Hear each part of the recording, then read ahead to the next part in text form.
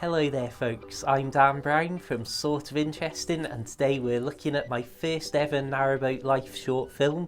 This was posted about a decade ago.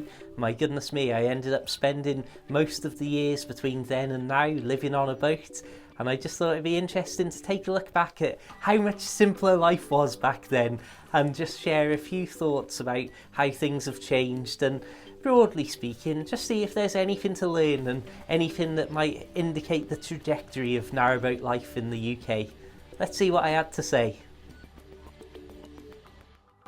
My name's Dan Brown and I've been living on board my 30-foot Springer narrowboat for nearly 2 years, and it's got to be said that I'm loving every second. So here's my first interruption and point of curiosity. Just imagine that I was living for years on end on a 30-foot long boat that was 6'10" wide, and I genuinely absolutely loved it. I often think if I'd have waited like my original plan to save up more money and buy a bigger boat, how would that have changed my opinion? I would have found it a lot more comfortable, but I would have lost this absolutely vital early experience in my mid-20s of living in an environment where I basically couldn't have any possessions. There's been a huge amount of change in my life during that time, and even more learning. And looking back to the original few days that I spent on board after taking the keys from the previous owner, it's almost like looking at a different lifetime. When I consider what my life now involves, it's just beyond what I could have ever hoped for. This is truly living my dream.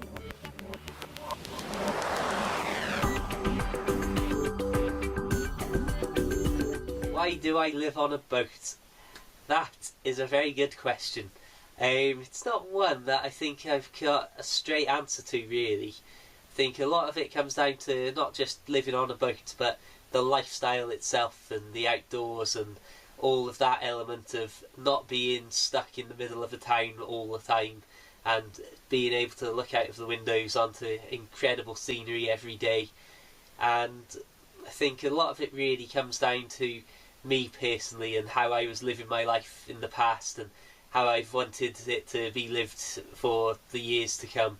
If you could travel back in time a few years, then you'd find me working full-time hours, then at the end of the day not really wanting to get up to much or do much, and as anybody who works full-time will know, somehow over the week you find yourself on your days off having an awful lot of normal daily life tasks to get sorted, and it was at the end of those days that I was thinking, what on earth am I doing? Where's all this free time that I want to do the things that I want to do in life?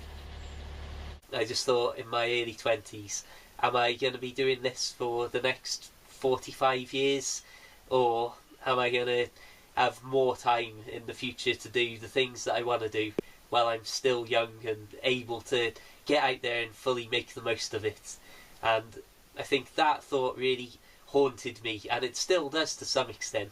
To find all this free time that I wanted so much, I realised that I would have to get around the money issue, and there were two ways that was going to happen, either by winning the lottery or by finding a very low-cost way of life. Okay, there's some really interesting points there. Firstly, that I viewed it as a really cheap alternative lifestyle option and a way to escape the rat race.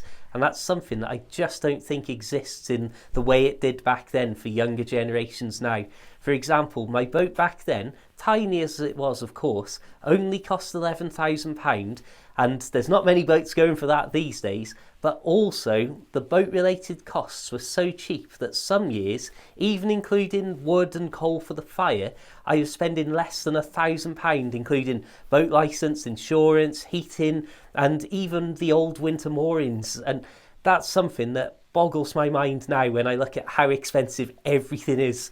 Equally, I think it's interesting that even to this day, that theme has continued of me viewing boat life as much as the lifestyle and living in the great outdoors as it was about living on this cosy little boat and all that side of things. After a friend, as a joke, suggested that I could live on a narrowboat, I started to look into the idea and realised that I could really try and make a go of living an extremely low-cost life, as well as living, as I say, in places like this.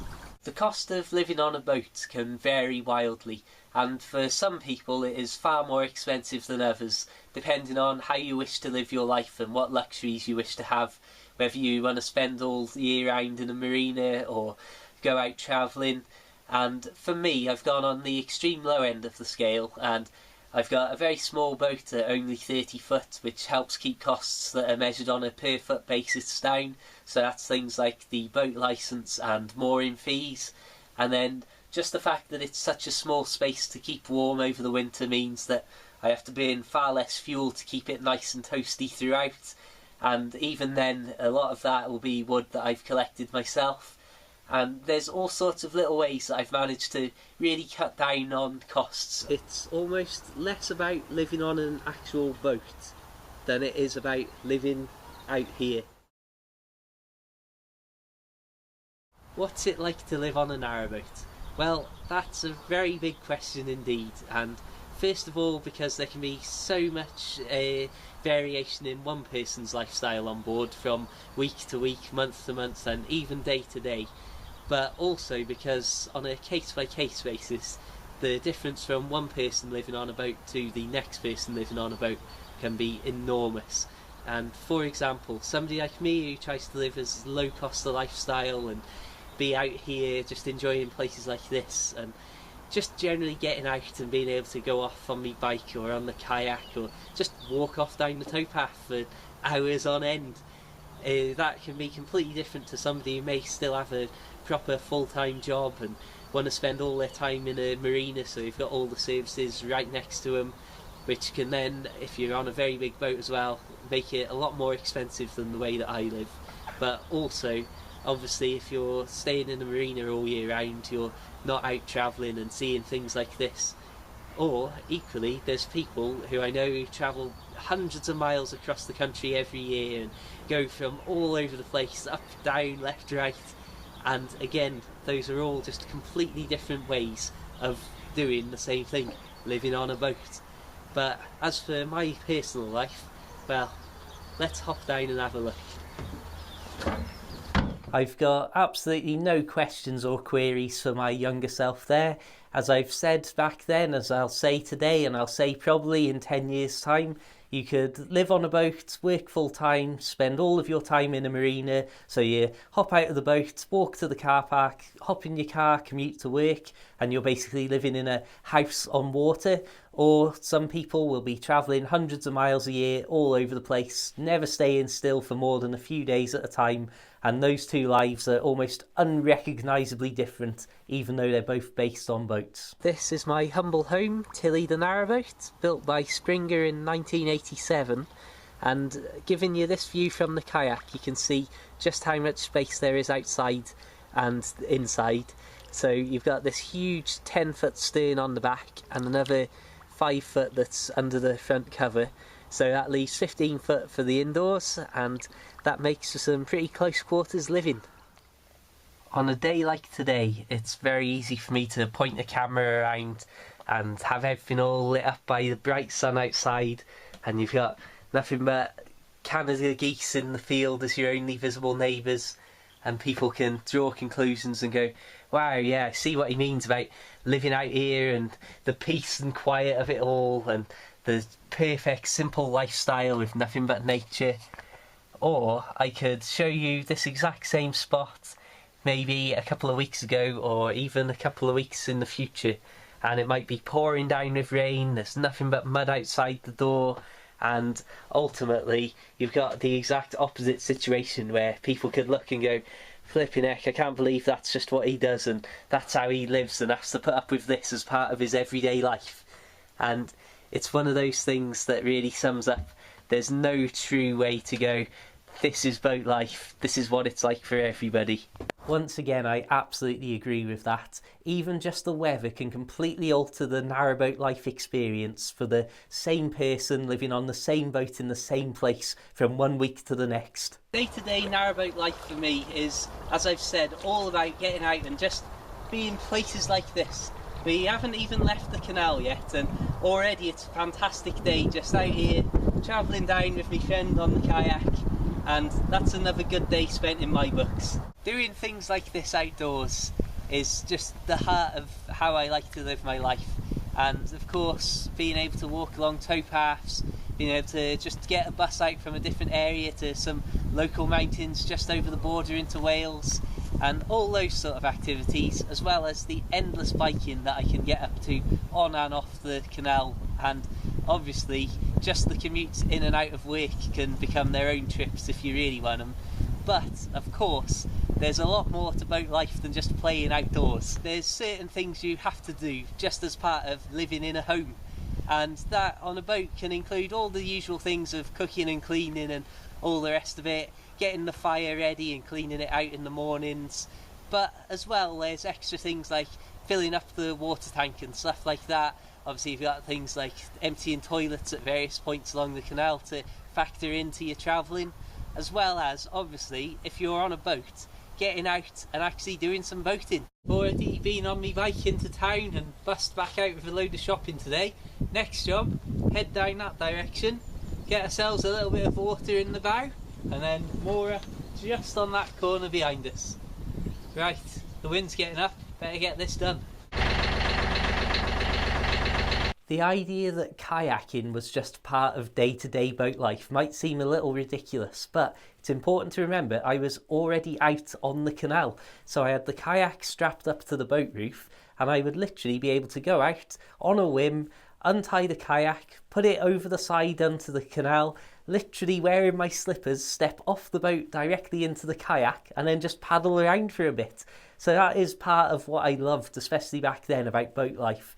And I think, just a side note here, if you look at the environment we're in, there's just nobody around. This was filmed towards the tail end of the winter mooring period, and this is another thing that I used to love. It's just empty and calm and relaxing and quiet.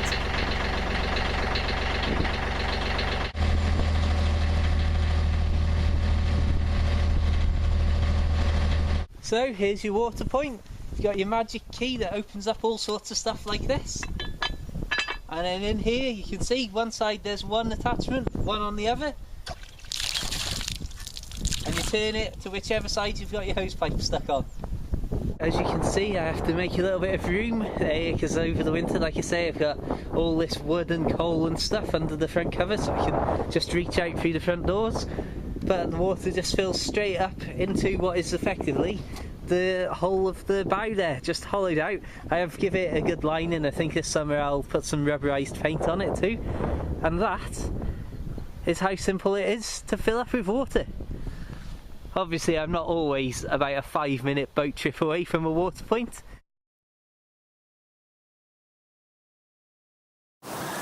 The white spot you're looking at there is Jupiter. If we fetch the camera down, I'll say it's an extremely clear night. All the stars are out, and I'll probably have my telescope on the go in a second. But I've just biked down from my friend's house about 10 minutes up the road to return on what is one of the very few really frosty cold nights of the winter so far. And if we step in here, you'll see this is the welcoming sight. The fire's gone out long ago, so it's very chilly on board, and it's just a case now, get it relit and then settle in for a nice cosy night. There's plenty of coal inside, as well as the aforementioned telescope. Then out through the front, as you can see, I've got it lit up with a lantern there, but just through here we have got all of the wood and kindling that we could want. And it's a simple case of reaching through the doors and never having to go outside to get all the fuel that I can possibly fit under there.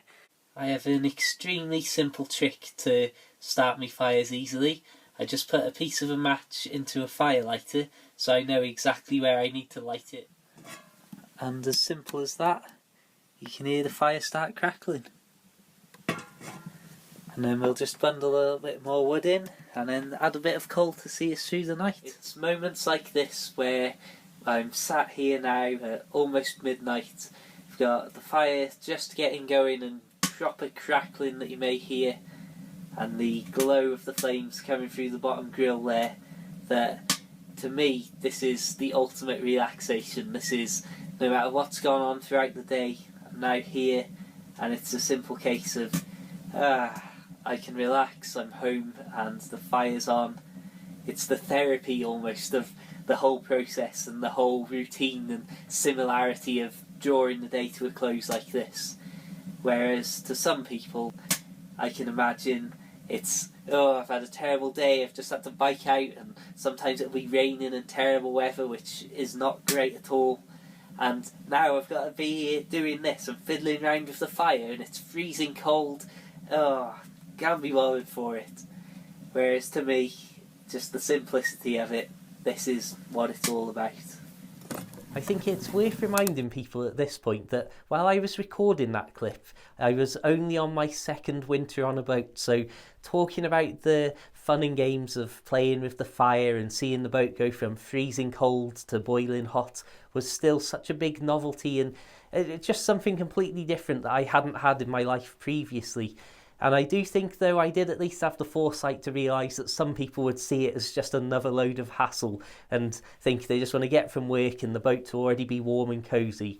Also, a significant thing that I think now, if I was on that boat right now, with the current cost of fuel, I might not be too fond and too big of a fan of piling in the coal and wood, thinking, oh yeah, right, I'm going to really superheat the boat up and then let it simmer down. I'd be getting a little bit more efficient and maybe having a much more gradual build-up of the temperature on the boat than I used to in the good old days where coal was, well, a lot cheaper than it is now.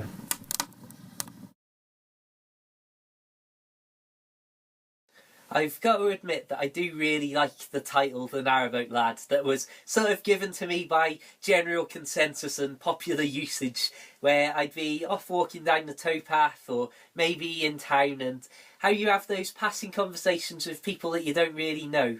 At some point during the conversation, somebody would go, oh yeah, I recognise you, you're the Narrowboat Lad, or oh yeah, you're that Narrowboat Lad, aren't you?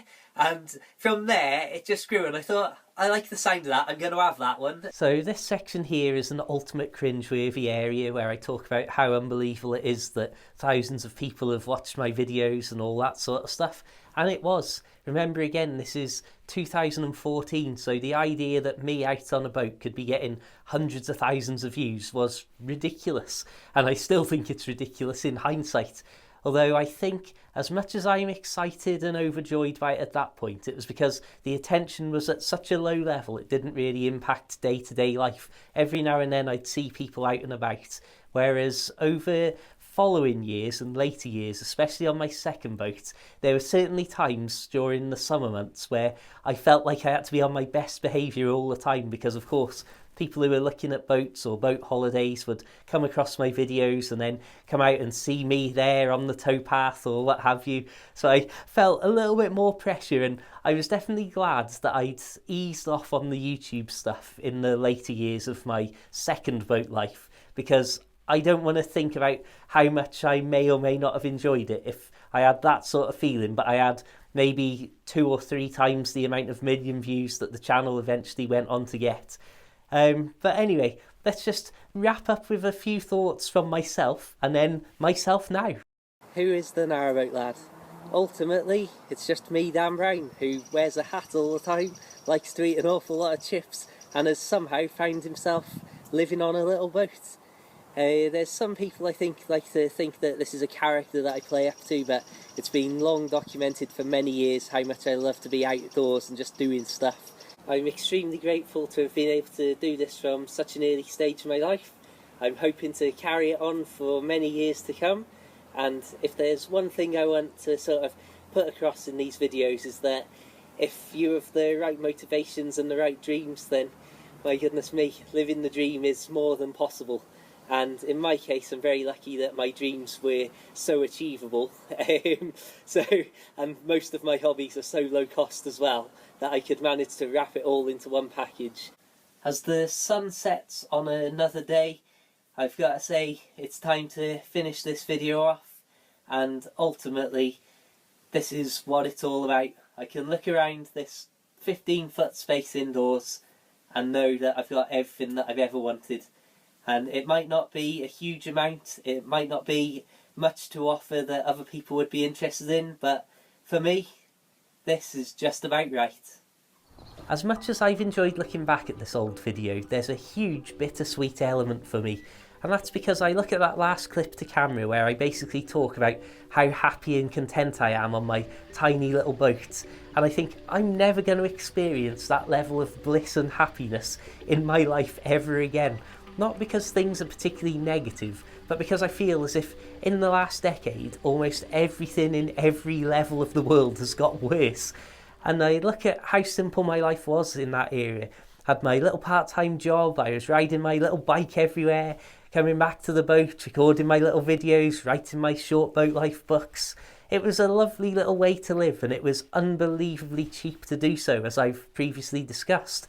However, I feel now, you take that 25-year-old Dan Brown, give him exactly the same thoughts and ideas and view of the world, and say, go and live on a boat now, I'm going to find it a far less accessible and affordable option, and I'm going to find it a far less enjoyable experience. For example, just the changes in some of the rules. So everything you saw me record to camera in that video was done in places that were part of my old winter mooring. So the standard rules of boat life is if you don't have a home mooring, you have to keep moving the boat every 2 weeks. And there is still a winter mooring scheme of some description, which allows you to pay a fee and then spend over the winter time extended periods of maybe months on end without having to move your boat constantly. And back then, it was such a wide, all-encompassing and low-cost feature of boat life that I did it every year for the first few years of boat life, until suddenly the rules were changed. It became a lot more expensive for a winter mooring, but more significantly, the places you could actually moor were cut to such a small area that I would have had to be miles and miles away from that particular area, where in the previous years I'd been more than happy to pay my fee and to spend my time over the winter months in that location. And again, it's the sort of thing, I'm not saying you're entitled to these things and what have you, but the idea that the Canal and River Trust changed the rules from one year to the next, when I was happy and willing and wanted to give them money in exchange to literally just leave my boat in that one place over the winter. And then suddenly it was, okay, you can do it, but you've got to give us a lot more money. Okay, well, whatever. But you can only do it in these places that are miles away from that location, which of course became incredibly impractical, and of course would have meant a lot more miles being put in on my poor little bicycle in the wet, frosty and snowy winter months. And obviously it's just something that would have made my life a lot less comfortable. And so that decision alone was part of what ultimately pushed me to sell my boat and leave the canals the first time around, because the winter I had to go through without any mooring in place was so wet and so unpleasant an experience that I was like, well, that's it, it's done, it's over, give up. But ignoring even that sort of thing, just look at the world back then. It was just at the very beginning of what would ultimately become this modern smartphone obsessed era, where apps have now taken over every element of our lives and everything's trying to addict us and get us constantly looking back to our phone screens and experiencing the wider world and the great outdoors through a screen, through an app of some kind to share with everyone. Now, I'm somebody who's done loads of filming and loved it over all of these years. However, I still make a conscious effort to go out without my phone in my pocket, go out without being obsessed that, oh, I need to share this, I need to share this.